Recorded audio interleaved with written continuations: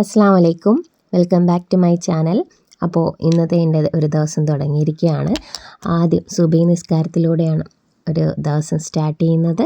ചില ദിവസങ്ങളിൽ മാത്രമേ താജ്വീദ് നിസ്കരിക്കാറുള്ളൂ കേട്ടോ. കറക്റ്റ് ഡെയിലി താജ്വീദ് നിസ്കരിക്കാറില്ല കേട്ടോ.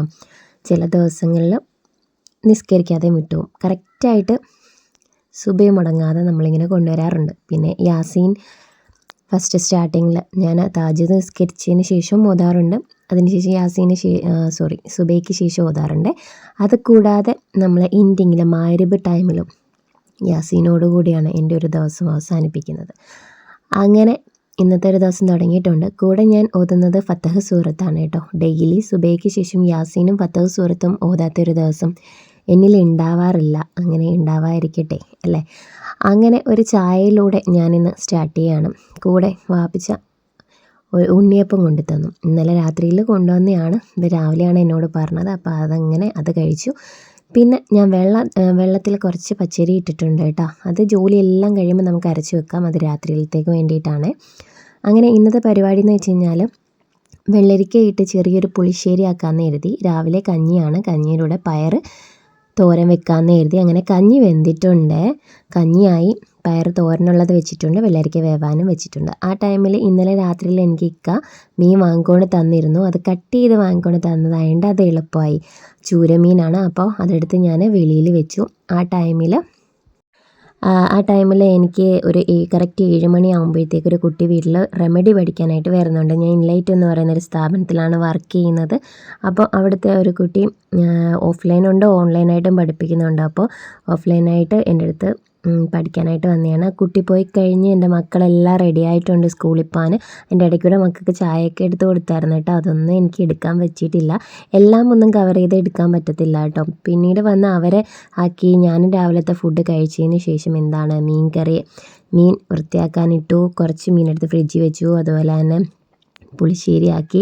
പിന്നെ മീൻ വറുക്കാൻ ഇട്ടിട്ടുണ്ട്. എല്ലാം മൾട്ടി ടാസ്കിങ് ആണ് കേട്ടോ. ഒരു ജോലി മാത്രമല്ല ചെയ്യുന്നത്. അതിൻ്റെ ഇടയ്ക്കൂടെ 100 കൂട്ടം പണികൾ ചെയ്യും. പിന്നെ നല്ല അടിപൊളി ചൂരക്കറിയാണ് കേട്ടോ. നല്ല ഫ്രഷ് മീനാണ്. നമുക്ക് കറി കൂട്ടുമ്പോൾ അറിയാം കേട്ടോ.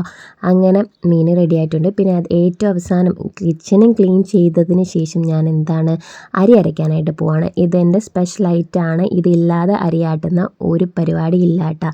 ഇത് ഞാനിങ്ങനെ ഇങ്ങനെ സ്റ്റോർ ചെയ്ത് ഫ്രിഡ്ജിൽ തന്നെ സൂക്ഷിക്കും. അരി ആട്ടാൻ നേരം ഇത് എടുക്കുന്നതാണ്. ഇതെന്താണെന്നുള്ളത് ഇപ്പോൾ ഇന്നത്തെ മാവ് എടുത്ത് കുറച്ച് ലാസ്റ്റ് നമ്മൾ അപ്പമെല്ലാം ചുട്ടതിന് ശേഷം ബാക്കി വരുന്നിടത്ത് ഞാൻ കുപ്പിയിലാക്കി വെക്കുന്നതാണ് കേട്ടോ. എന്നിട്ട് ഇത് നമ്മൾ അടുത്ത അരി ആട്ടുന്ന കൂട്ടത്തിൽ ഇതൊരു സ്പൂൺ ഇട്ട് കൊടുത്തു കഴിഞ്ഞാൽ നല്ല പെർഫെക്റ്റായിട്ട് നല്ല സോഫ്റ്റ് ആയിട്ടുള്ള നല്ല കിടുക്കാച്ചി അപ്പം കിട്ടും. അങ്ങനെ ഞാൻ റൂം വന്ന് ക്ലീൻ ചെയ്തതിന് ശേഷം ഇത് ബ്ലാക്ക് കളറിൽ കാണുന്നതെന്ന് വെച്ച് കഴിഞ്ഞാൽ ഞാൻ ഒരു ആപ്പ് വഴി പഠിക്കുന്നുണ്ട്. അപ്പോൾ അതിൻ്റെ സ്ക്രീൻ റെക്കോർഡ് ചെയ്തത്. അപ്പോൾ സ്ക്രീൻ നമുക്ക് കാണാൻ കഴിയില്ല. അത് ബ്ലാക്കായിട്ടേ വരത്തുള്ളൂ. കാരണം നമ്മൾ പെയ്ഡ് ചെയ്ത് പഠിക്കുന്നതായതുകൊണ്ട്. ശേഷം ഞാൻ ജോലിയെല്ലാം ഒതുക്കി കഴിഞ്ഞതിന് ശേഷം റൂമും ക്ലീൻ ചെയ്തതിന് ശേഷം ക്ലാസ് കേൾക്കുകയാണ്. ഫോണിൽ ക്ലാസ് നടക്കുന്നുണ്ട്. ഞാൻ ജസ്റ്റ് ഒന്ന് റിലാക്സ് ചെയ്ത് അവിടെ നിന്ന് കിടക്കും. കാരണം നമ്മൾ വെളുപ്പിനെ കിച്ചണിൽ കയറുന്നതല്ലേ. അതിനുശേഷം റിലാക്സ് ചെയ്ത് ഞാൻ അവിടെ നിന്ന് കിടക്കും.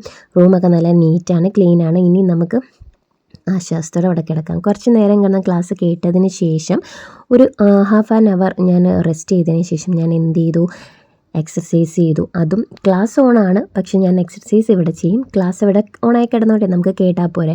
ശേഷം നമ്മൾ ഈ കേൾക്കുകയും അതിൻ്റെ കൂടെ തന്നെ നോട്ട്സ് എഴുതുകയും കൂടെ ചെയ്ത് കഴിഞ്ഞാൽ നമുക്ക് ഒന്നും മനസ്സിലാവില്ല. അപ്പോൾ നമ്മൾ ക്ലാസ് ശ്രദ്ധിക്കുക. ക്ലാസ് ശ്രദ്ധിച്ചതിന് ശേഷം നോട്ട്സ് പ്രിപ്പയർ ചെയ്യുക. അപ്പോൾ ഞാൻ ഫാൻ ഓഫ് ചെയ്തിട്ടുണ്ട്. എക്സർസൈസ് ചെയ്യുമ്പോൾ നമുക്ക് ഫാനിൻ്റെ ആവശ്യമില്ല. പിന്നെ കർട്ടനൊക്കെ ഒന്ന് നീക്കിയിട്ടതിന് ശേഷം ഞാൻ അവിടെ എക്സർസൈസ് ചെയ്യുകയാണ് കേട്ടോ.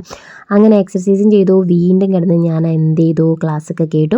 ഇപ്പോൾ സമയം 12:30 ആയി. ഇനി നേരെ പോവുക, കുളിക്കുക. അപ്പോൾ ഇതാണ് എൻ്റെ ഒരു ഉച്ചവരെ ഉള്ള ഒരു ദിവസം റുട്ടീന്. ഇനി നിസ്കരിക്കുക. കുളിച്ച് നിസ്കരിച്ചിരിക്കുമ്പോഴത്തേക്ക് ഇക്ക വരും. പിന്നെ ഫുഡ് കഴിക്കും. അങ്ങനെയാണ് ഒരു ദിവസം പോകുന്നത്. അപ്പോൾ ഇത് എൻ്റെ ഫോണിൽ തന്നെ ഞാൻ എൻ്റെ ടൈം ടേബിൾ ഞാൻ സേവ് ചെയ്തിട്ടിരിക്കുക. എനിക്ക് പെട്ടെന്ന് ഇത് കണ്ടെല്ലാം ചെയ്യാൻ വേണ്ടിയിട്ടാണ്.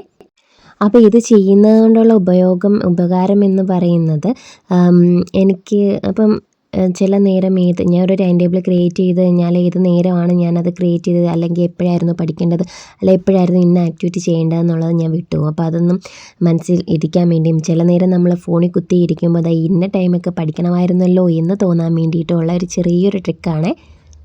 അപ്പോൾ ശരി മക്കളെ, എൻ്റെ വീഡിയോ നിങ്ങൾക്ക് ഇഷ്ടപ്പെട്ടെങ്കിൽ ലൈക്ക് ചെയ്യുക, ഷെയർ ചെയ്യുക, സബ്സ്ക്രൈബ് ചെയ്യുക. നിങ്ങളുടെ അഭിപ്രായങ്ങൾ കമൻറ്റ് ബോക്സിൽ കമൻറ്റ് ചെയ്യാനും മറക്കരുത് കേട്ടോ. ഇനിയും നല്ല നല്ല വീഡിയോസായിട്ട് ഞാൻ നിങ്ങളുടെ മുന്നിൽ വരുന്നതായിരിക്കും.